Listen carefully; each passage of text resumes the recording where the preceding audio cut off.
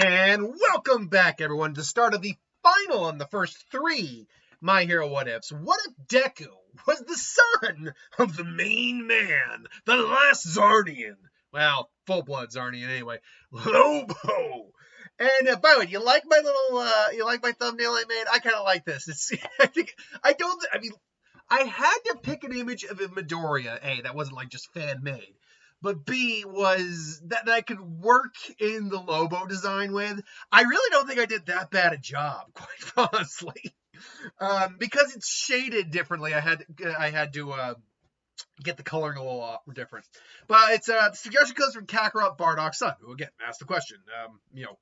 What if he was the son of Lobo? Now, I'm not going to be including a lot of the DC world. Lobo's just going to be the one anomaly in this world. That's the one anomaly. But second off, so two big things. One, how the hell does that even work? How can we make Lobo his dad instead of his dad? Because in the lore, all we know about his dad is that he works overseas and he can breathe fire. Well, technically speaking, that does apply to Lobo on both fronts. Lobo doesn't breathe fire, but he can literally eat a city and then burp up fire. So he can kind of breathe fire. Maybe she saw him do that one day. Maybe Lobo, despite all of his tenacity, his gumption, his orneriness, his lack of moral standards, met... Oh, God. Her name is Inko Midoriya, if I remember. Met Inko, and he actually did kind of fall for this woman a little bit, and they did end up having a kid, and Lobo's like, oh, no, I can't do this. Sorry, babe, I'll be back in like 15 years. Maybe he did that, which would be in character for him. And he's a bounty hunter in space, so that works. But beyond that, it's a little difficult to say how Midoriya would initially be. But just because he's half Zarnian. But as we can basically see here, if I can get all the images up here right now. Come on, where's my other one? There it is. There is a daughter of Lobo that we can reference, and that is Crush. And this is kind of the template that we can use to see what Midoriya would be like as a child of Lobo. So we don't know who Crush's mother is. We still to this day don't know. We also know that she was raised by adoptive parents, ultimately found out who her father was, has been on the Teen Titans before.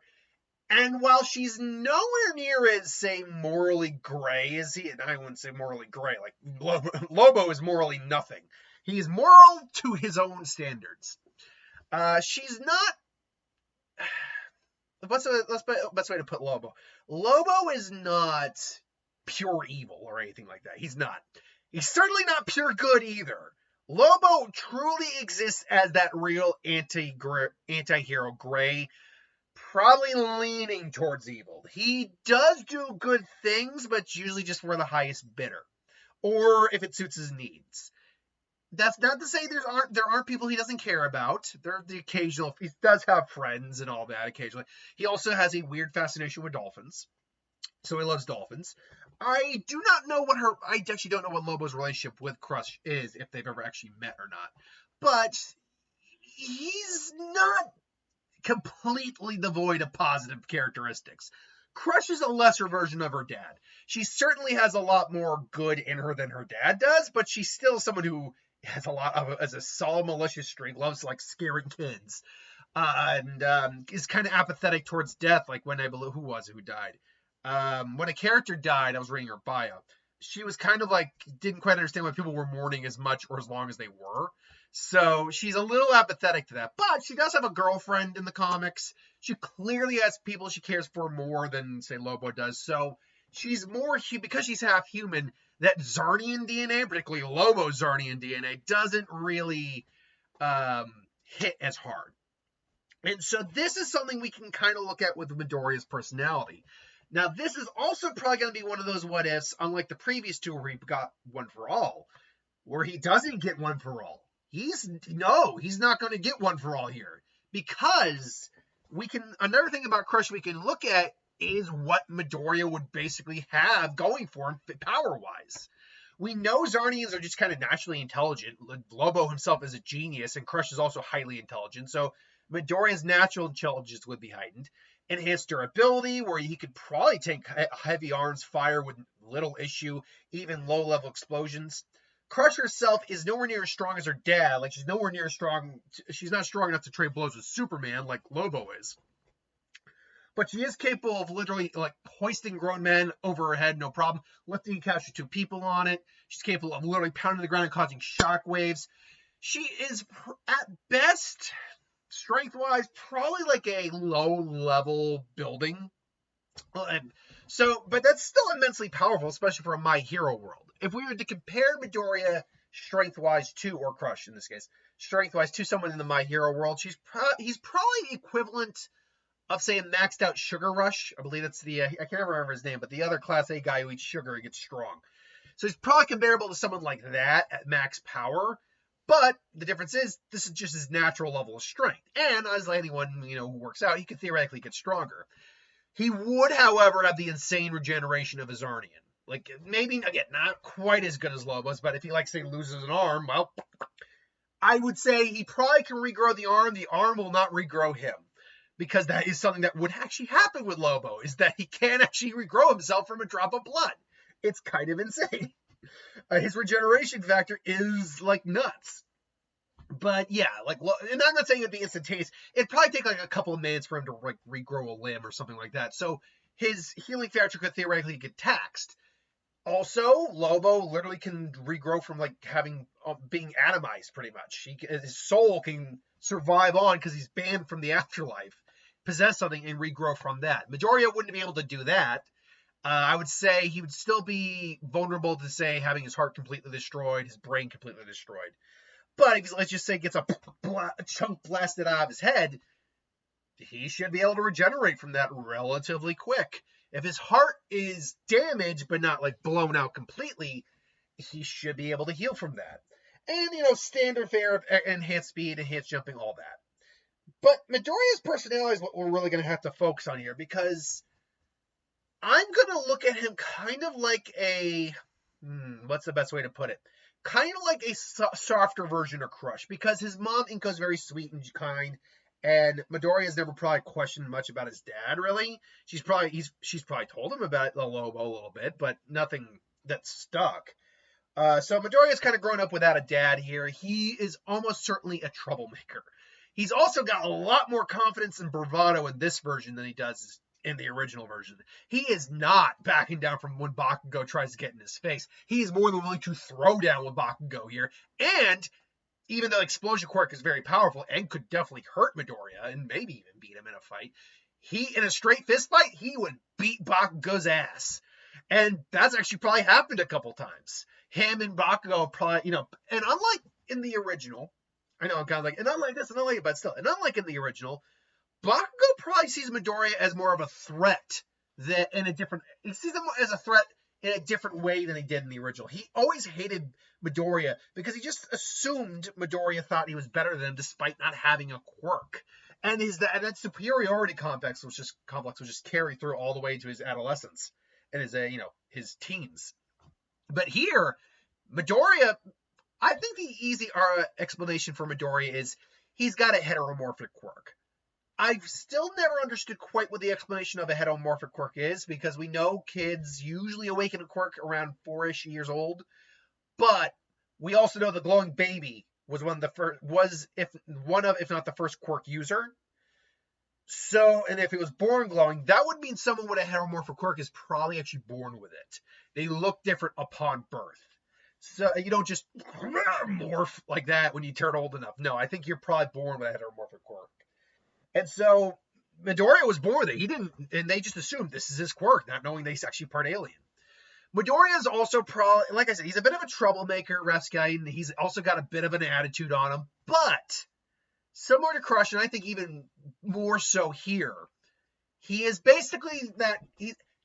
But best way to put it would be he's kind of like Shinso, who wants to prove that despite his appearance, despite his attitude, he is a good person. He does care. It's just that Zarnian heritage really gets in the way sometimes.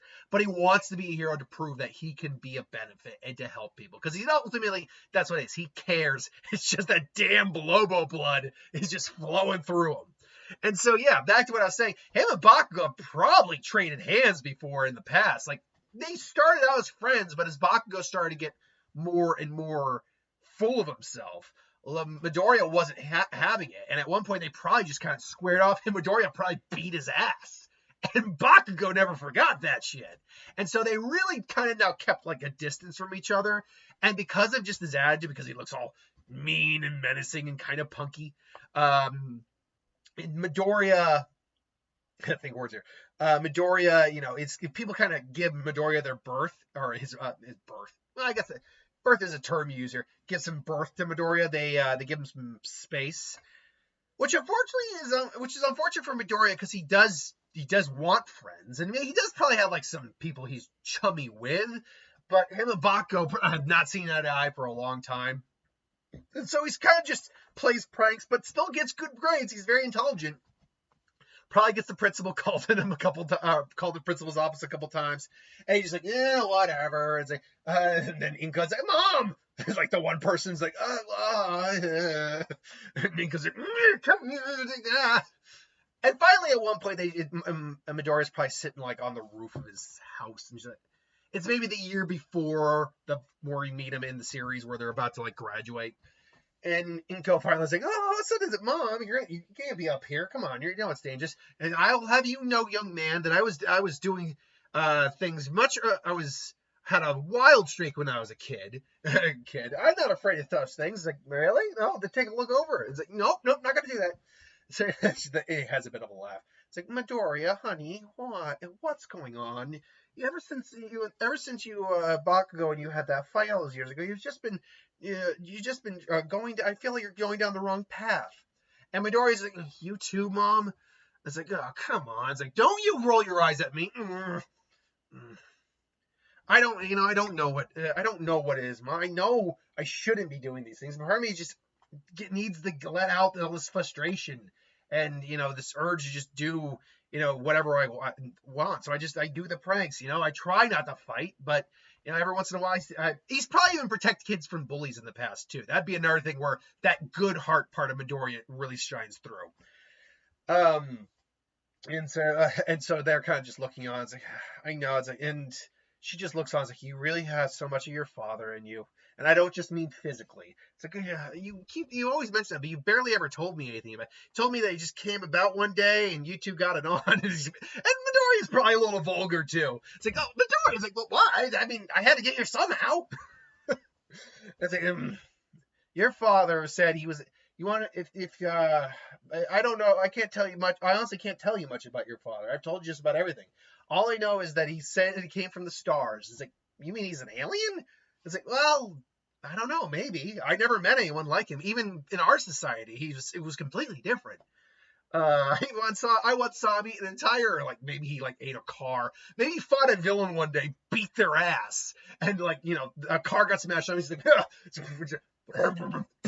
I saw him get smashed. He's like, he ate the whole car? I wonder if I could do that. No, I would not recommend it. But honey, your father, for all of his bad tendencies, I could tell there was something good in him. He ran away because he was scared. He was scared about the responsibility of being a father. But I know one day he's probably going to come back. And when he comes back, he's going to see what he left here, and he's going to just feel so proud. Will he? I will save that for when I save that. Yes, spoilers, Lobo himself will show up in the series. But you are not your father. You may have some of his traits, you have some of my traits, but ultimately you are you, and you got to make the choice about who you want to be. And Midoriya just kind of smiles like, thanks, Mom. I'll try to be better. And so the final year comes. Midoriya's chilled out, but he's still, again, he's not taking Bakugo shit, but he's trying not to fight him. He's just trying like, oh, I want to beat your ass so bad. But yeah, so ultimately, everyone's like, you want to try to aim for be superheroes, aim for...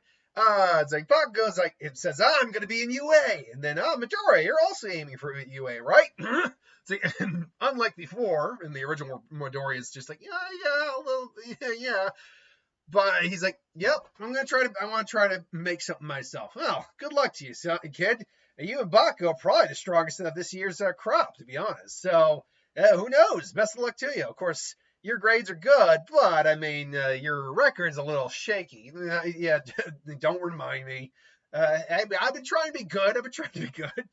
And so anyway, now does Midoriya have his little notebook? That's a good question.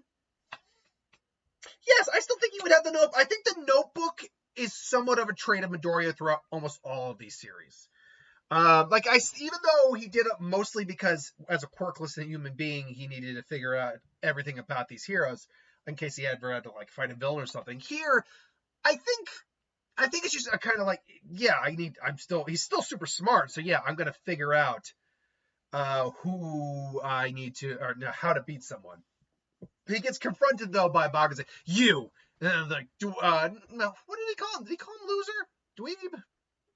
Oh, no, he calls him Deku. No, he calls him Deku. That's it. Deku. It's like, what do you want? You really think a rough someone like you, some sort of low life delinquent's gonna be able to get into UA? You're nuts. It's like, well, and it's like, well, if I'm nuts, then you must be completely insane, given how you see and think you're the Mr. High and Mighty.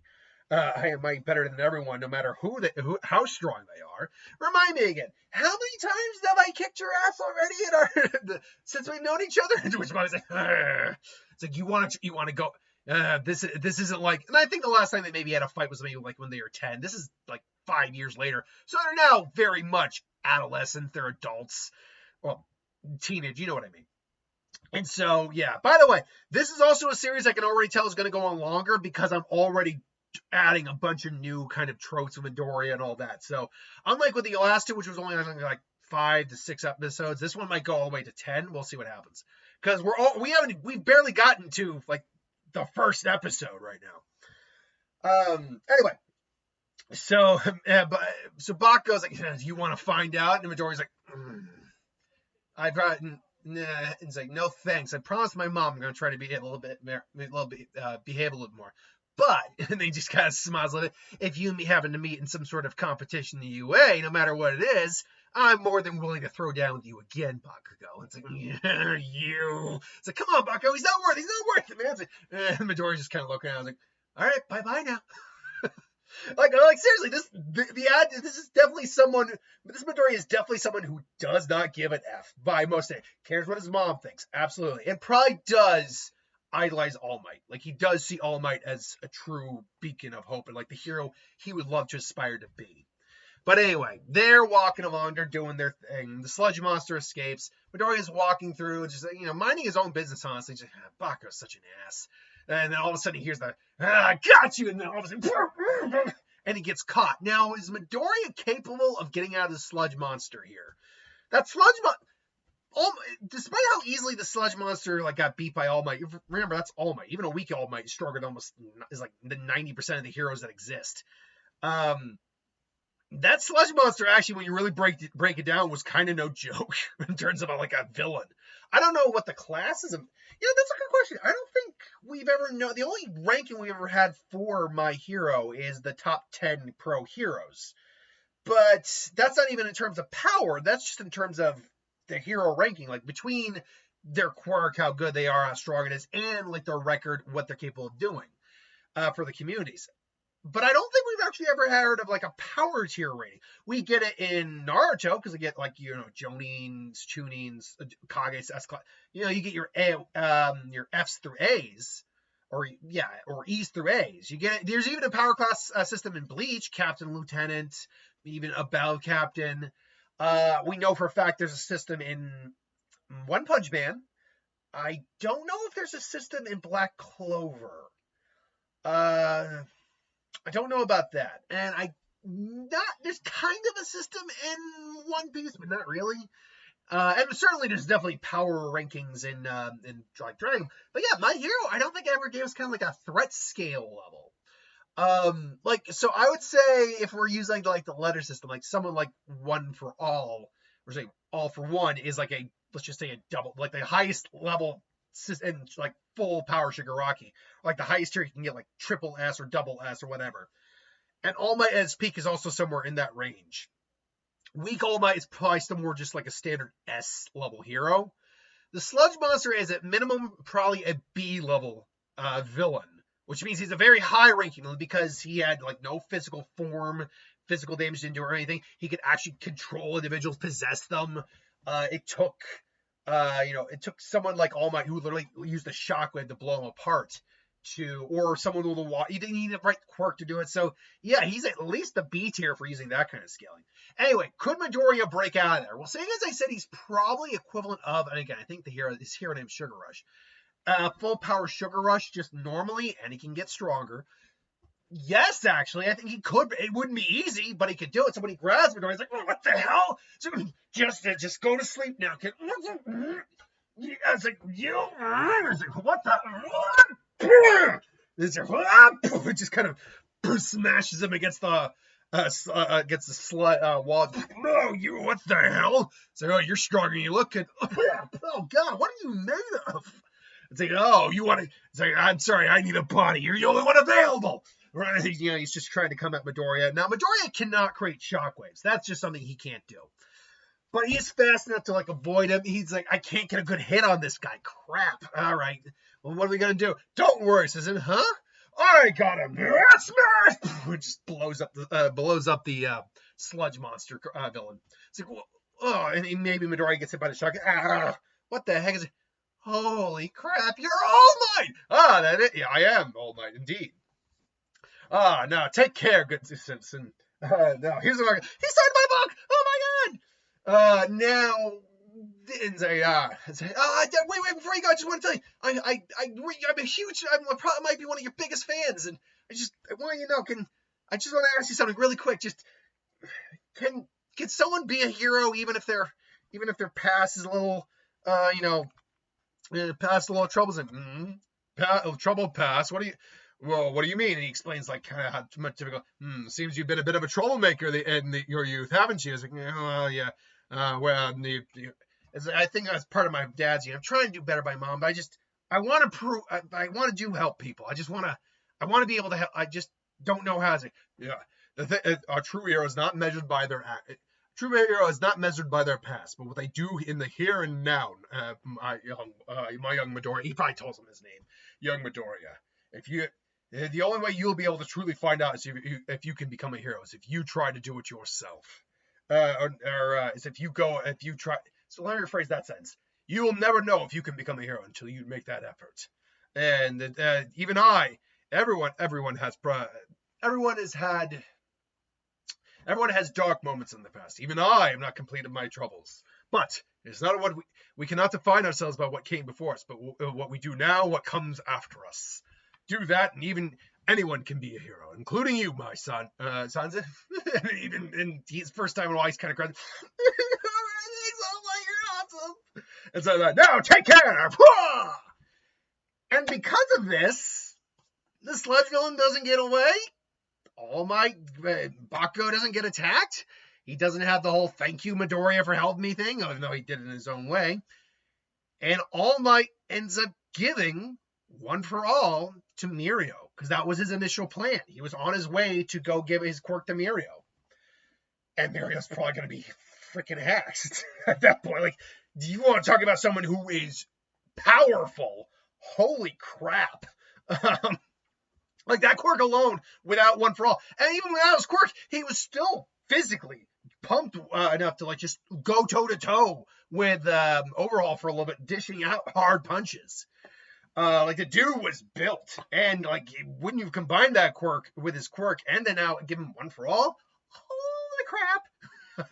Which actually might be why he was in the kind of shape he was, because that was the initial plan, was to give One for All to Mirio. So that's why he was probably working out as much as he did. I mean, yeah, he still wanted to be a tough guy, but that makes sense. That really does. And so, yeah, we would end with, there's no, you can be a hero too. Like, none of that. Like, I'm sure All might, as time goes on, see a little bit of himself in Midoriya, and he might flock to Midoriya more often than others, but ultimately, yeah, this is a huge course change for the series. So we're just going to end it there. We'll pick up with his test for UA and as well as some, interpersonal, like the relationships, all that, and the joint training, the hero villain training. Training. Yeah, it was training. It wasn't a test. It was just I can't remember what they called it. It was I guess we'll call it the test. Anyway, we'll get to that. Yeah, as you can tell, I went about 25 minutes or almost 26 minutes. Granted, I had to explain a lot beforehand, but now that we're there, it'll allow me to get through a couple more of the arcs a lot quicker. I've got to kind of space it out in my head how many arcs per this one I'm going to do, because again, his personality is very different. So this is one of those what ifs where I can actually do the slice of life stuff, and it would play out differently, at least to some degree, in some circumstances. I digress. Thanks for watching. Hope you enjoyed. Like, comment, share, subscribe, and I'll see you guys for the next.